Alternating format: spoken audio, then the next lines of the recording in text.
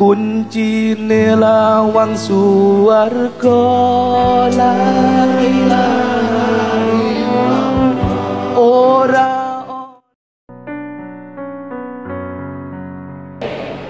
Saya yang ada buku buka bukunya, yang tak ada buka telinga, yang tak sanggup diam tutup mata. Tidur pun dapat pahala insya Allah. Pahala apa? Pahala tidur. Halaman 37. Ada orang mengatakan Maulid Nabi bid'ah, Isra Mi'raj bid'ah, nuzul Quran bid'ah, halal bihalal bid'ah, baca barzanji bid'ah, tahlil bid'ah, wirid yasin bid'ah, Ustaz Abdul Somad bid'ah. Maka jawabannya ada di halaman 37. Apa kata Imam Syafi'i? Al-muhdatsatu darbani.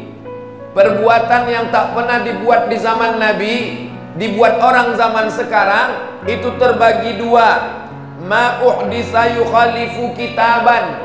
Kalau perbuatan yang dibuat-buat itu bertentangan dengan Quran, au sunnatan, bertentangan dengan sunnah, au asaran, bertentangan dengan perbuatan sahabat dan tabi'in, au ijma'an, bertentangan dengan ijma', fahadhihi bid'atud dhalal, maka perbuatan itu adalah bid'ah dhalalah. Wa amma ma uhditsa minal khair, kalau perbuatan itu dibuat-buat tapi dia baik, tak bertentangan dengan Quran, tak bertentangan dengan sunnah, tak bertentangan dengan asar, tak bertentangan dengan ijma', maka dia adalah bid'ah muhdatsah ghairu mazmumah. Dia tidak tercela, dia tidak jelek, disebut dengan istilah bid'ah hasanah, atau disebut juga dengan istilah bid'ah mubahah, atau juga disebut dengan istilah bid'ah wajibah, atau disebut juga dengan istilah bid'ah mahmudah. Itu yang bercakap bukan Abdul Somad, itu yang ngomong adalah Imam Syafi'i. Imam Syafi'i hafal Quran, hafal hadis, kitab Muwatta Imam Malik itu di kepala dia semua. Imam Nawawi juga begitu mengatakan bid'ah hasanah. Imam Ibnu Hajar Al-Asqalani hafalan hadisnya 300.000 hadis juga mengakui bid'ah hasanah. Ada ulama namanya Imam Ibnu Hajar Al-Asqalani hafalannya 300.000 hadis mengakui bid'ah hasanah. Ada ustadz hafalannya cuma 3 hadis kalau laptopnya hidup. Kalau laptopnya mati hilang semuanya. Sekarang kutanya orang Binjai, kalian mau ikut ulama yang hafal 300.000 hadis atau ustadz 3 hadis yang laptop hidup tadi? Memang kalau sedang lapar tuh payah berpikir memang. Tadi saya menduga karena ini bulan puasa dan bedah buku orangnya tak terlalu banyak, jadi kita selu-selu aja. Jadi jamaah bid'ah itu adalah terbagi dua. Tapi kan ini pengajian terakhir, kalaupun habis suara saya, insya Allah diganti Allah dengan suara yang lebih kuat lagi setelah ini, insya Allah. Kalian enak bilang amin amin aja. Aku yang bercakap, bukan ada air putih di sini.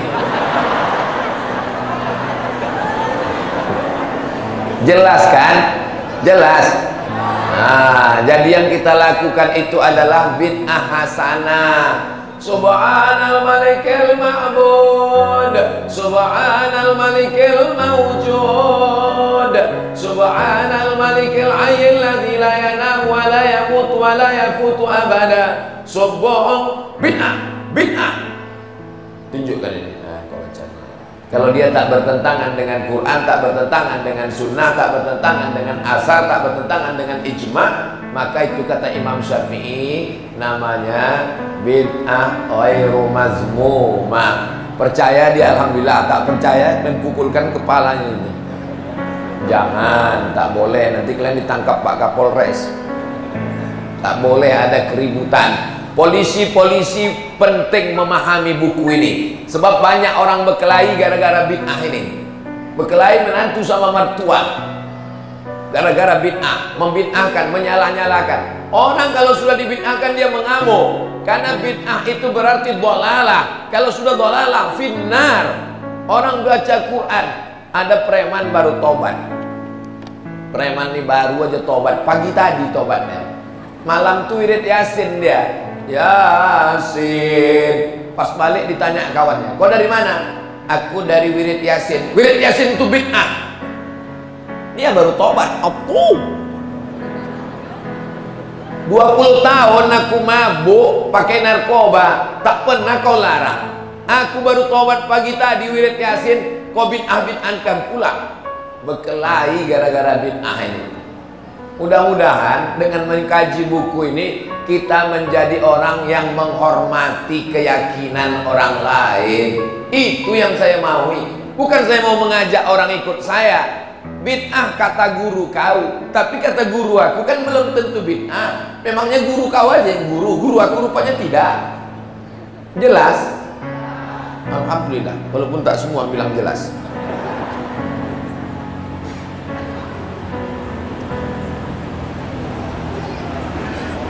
Halaman 146.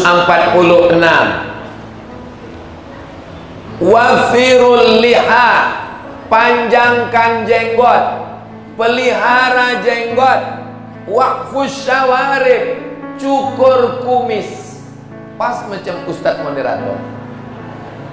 Kumis dicukur, jenggot dibiarkan, dipelihara. Itu sunnah. Tapi perintah itu tidak wajib. Karena kalau berjenggot itu wajib, berarti mencukur jenggot apa pula haram. Perintah itu tidak semuanya lil wujub. Jangan asal perintah wajib. Itu dibahas dalam ilmu usul fikih. Orang di pesantren tak mempermasalahkan. Berjenggot itu sunnah, maka mencukur jenggot makruh. Jauh jangan dengarkan pengajian Abdul Somad. Kenapa? Abdul Somad itu fasik karena dia mencukur jenggot tiap hari.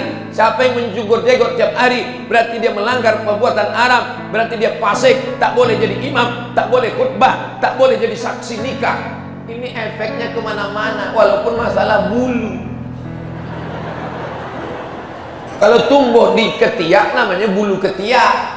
Kalau tumbuh di dagu namanya jenggot. Kalau tumbuh di pipi namanya, mana aku tahu. Ini sunnah. Maka jangan mengejek orang berjenggot. Nanti kau nampak kawan kau baru tobat, baru hijrah, jenggot. Tahu kau tengok sejak berjenggotnya macam kambing kau tengok. Dia kau pikir tak bisa membalas, dia bisa juga membalas. Aku berjenggot kau bilang kambing, kau tak berjenggot anjing. Jangan kau sangka kau aja yang bermulut. Jangan kau sangka kau aja bisa ngejek orang. Jadi dengan adanya buku ini, saya mau kita nih menjaga persatuan, saling menghormati. Tengoklah kami dengan Ustadz moderator. Dia berjubah, saya bercelana. Kami tak saling mengejek. Kalau yang berjubah sama bercelana mengejek, yang ketawa yang tak berkolor. Beliau berjenggot, saya tak berjenggot, tapi kami masih bisa duduk, bisa bersama. Beliau pakai lobe, saya pakai peci, tapi kami bisa bersama. Kami memahami ini suatu perbedaan. Berbeda itu indah, guys. Jawabnya so sweet. Inilah payah, Glenn. Halaman 147. Wa Syekhul Islam wa Ibnu Hajar fi Tuhfah wa Ramli wal Khatib. Menurut Imam Al-Ghazali, menurut Imam Ibnu Hajar, menurut Imam Syihabuddin Ar-Ramli, mereka mengatakan mencukur itu makruh. Tiba-tiba ada sekarang haram. Saya mazhab Syafi'i ikut makruh, tidak sampai haram. Yang mau berjenggot bagus, yang belum tumbuh pengen beli kemiri, bakar. Kami dulu waktu kecil gitu, bulu mata tuh kami cukur. Mat, mau kau nengok tuyul? Ya, cukur. Mana tuyulnya? Mana tuyulnya? Diambilnya cermin. Ah, itu kaulah tuyul. Balik ke rumah diamuk sama emak, pak salah dimasaknya kemiringan. Habis bantal hitam-hitam. Zaman sekarang anak-anak tak tahu itu lagi. Zaman kita kecil dulu main layang-layang. Zaman kecil kita dulu main patok lele. Tahu patok lele? Anak kecil sekarang tak ada lagi main layang-layang, tak ada main patok lele, tak ada main petak umpet. Mainnya apa? Lem. Ditangkap sama Pak Kapolsek. Tangkap ditempeleng Pak Kapolsek. Lepak. Saya tidak takut sama Pak Kapolsek. Saya hanya takut pada Allah. Udah koslet utaknya udah.